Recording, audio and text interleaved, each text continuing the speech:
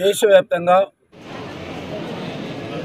భారత ప్రభుత్వంలో ఉన్నటువంటి వివిధ ప్రభుత్వ శాఖలకు సంబంధించి మంత్రిత్వ శాఖలకు సంబంధించినటువంటి ఖాళీల భర్తీ చేసేటువంటి విషయంలో ప్రధానమంత్రి గారు నేరుగా నిరుద్యోగ యువతకు ఉద్యోగ నియామక పత్రాలు అందజేయడం జరిగింది.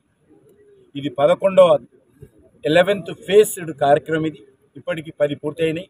ఇప్పటి వరకు 10 లక్షల ఉద్యోగాల భర్తీ పూర్తయింది. ఇది కంటిన్యూగా ప్రతి నెల ఈ రకమైనటువంటి ఉద్యోగ నియామక పత్రాలు ఇచ్చేటువంటి కార్యక్రమం కొనసాగిస్తాము.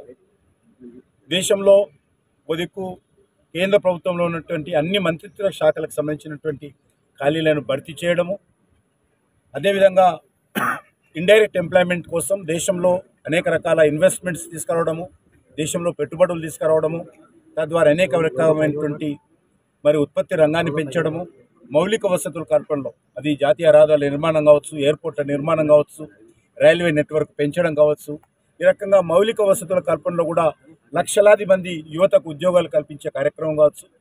మనరేగా ద్వారా గ్రామీణ ప్రాంతాల్లో వ్యవసాయ రంగంలో గ్రామీణ ప్రాంతాల్లో ఉన్నటువంటి చిన్న చిన్న రోడ్ల నుంచి మొదలు పెడితే ఈరోజు అనేక రకాల ఉపాధి అవకాశాలు కూడా పెంచేటువంటి ప్రయత్నం చేస్తూ ఉన్నాం.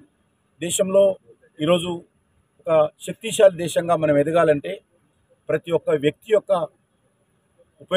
శక్తిని ఉపయోగించుకోవాల్సినటువంటి అవసరం ఉంది. ఆ దిశలో ఈరోజు అనేక కార్యక్రమాలు, అది ముద్ర యోజన ద్వారా కావచ్చు, లేకపోతే వ్యవసాయ రంగానికి ప్రోత్సాహం కల్పించే విషయం కావచ్చు, రైతులు ఉపయోగించేటువంటి ఎరువులకు సబ్సిడీ ఇచ్చేటువంటి విషయంలో కావచ్చు, రైతులు పండించినటువంటి పంటలను కేంద్ర ప్రభుత్వం కొనుగోలు చేయడం కావచ్చు, ఎంఎస్పీ రైతులతో రైతాంగానికి పండించినటువంటి పంటలకు ఈరోజు 70%, 80% గత 10 సంవత్సరాలలో ఎంఎస్పీ పెంచి రైతులు ఉత్పత్తులను మేము కొనుగోలు చేస్తూ ఉన్నాం.